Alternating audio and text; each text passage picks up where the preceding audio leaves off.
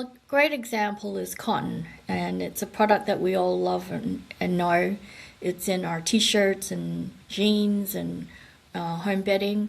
And in the last 10 years, it really has gone through a lot of scrutiny, I would say, related to claims that are made, whether it's 100% organic cotton or today it's 100% regenerative cotton, and so on and so forth.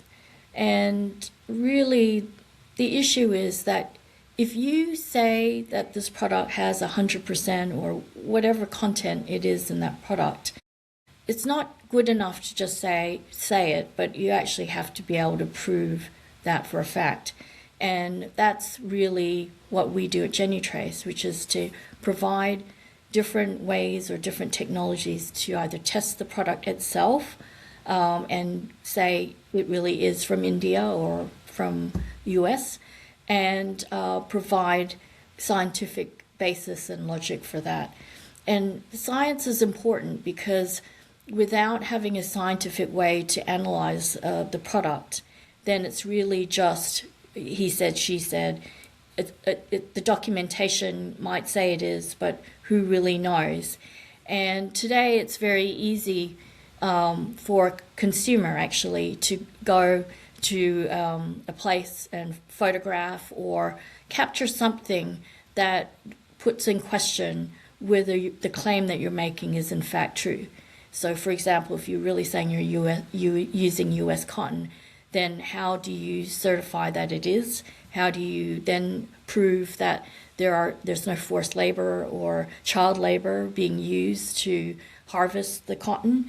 So it's multifaceted risks in supply chains and opportunities as well to demonstrate that what you're doing is in fact what you're actually doing.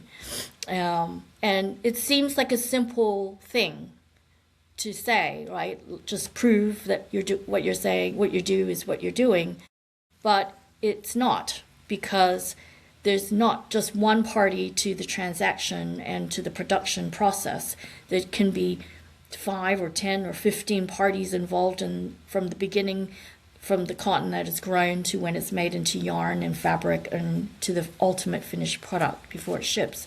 So, my insight and learning for many years in this area of, can you prove it, is really related to the product itself and not just trust the documentation that goes along with it. There needs to be more oversight and accountability related to where products come from, who's behind the products, both on the environmental side, are you even using good dyes or chemistries on the finished product?